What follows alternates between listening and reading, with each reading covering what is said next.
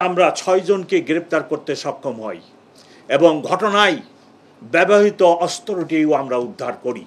আমি এই ডাকাতির ঘটনাটি উদ্ঘাটনের জন্য আমার যে ডিটেকটিভ ব্রাঞ্চ তাকে সর্বাত্মক চেষ্টা করে ডিটেকশনের দায়িত্ব দিই।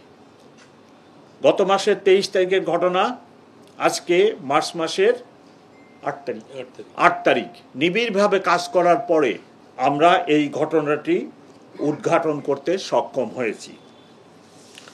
এই ঘটনায় 7 জন জড়িত ছিল,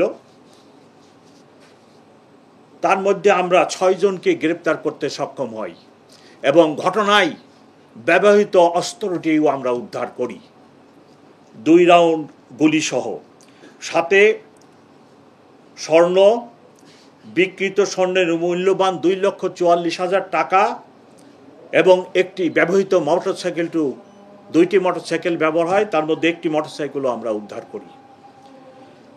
যাদেরকে গ্রেপ্তার করা হয়েছে তাদের মধ্যে যে রিং লিডার ছিল তার নাম হলো কাউসার, তারপরে খলিল, ফরহাদ, ব্যাকআপ ও রেকি পার্টিতে দায়িত্বরত ডাকাত ছিল সুমন,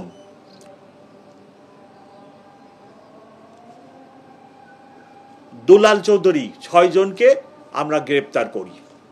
গ্রেপ্তার করে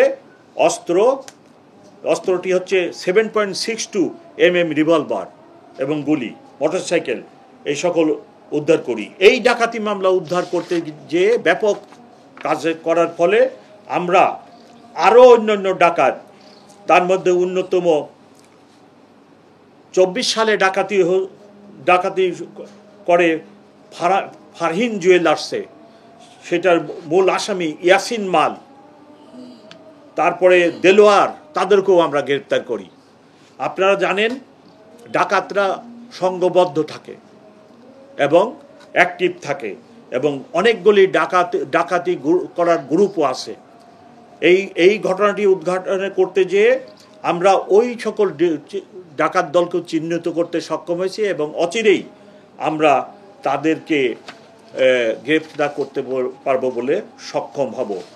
আমি ঢাকাবাসীকে আপনাদের মাধ্যমে এই কথাটি বলতে চাই, এই আশ্বাস দিতে চাই যে এরূপ একটি বড় শহর, এই শহরে নানা পেশা, নানা গোষ্ঠীর এবং প্রচুর ভাসমান লোক, তারপরে বিভিন্ন দেশের বিভিন্ন অঞ্চল থেকে প্রতিনিয়ত লক্ষ লোক আসে, লক্ষ লোক চলে যায়। এরূপ একটি শহরে কিছু একটি ঘটনা ঘটলে আপনারা অবশ্যই আতঙ্কিত হবেন না।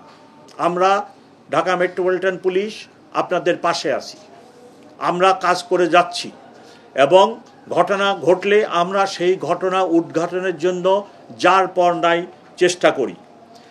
আর আপনাদের প্রতি আমার অনুরোধ, সোশ্যাল মিডিয়া যেনারা ব্যবহার করেন তাদের প্রতিও আমার একান্তভাবে অনুরোধ, এবং সাংবাদিক হিসেবে আপনাদেরও ইথিক্সের ভিতরেই আসবে, সেটি হচ্ছে যে একটি এইরূপ ঘটনা যেটি বনস্মৃতি হচ্ছে, যেটা জনমনে আতঙ্ক সৃষ্টি করে, এইরূপ ঘটনা আপনারা সোশ্যাল মিডিয়া, আপনাদের মিডিয়ায় প্রকাশ করেন, কিন্তু একাধিকবার যদি একই ঘটনা প্রকাশ করেন, অনেক শিশু, অনেক বৃদ্ধ, অনেক দুর্বল চিত্তের লোক আছে, তাদের ভিতরে বেশি আতঙ্ক সৃষ্টি করে।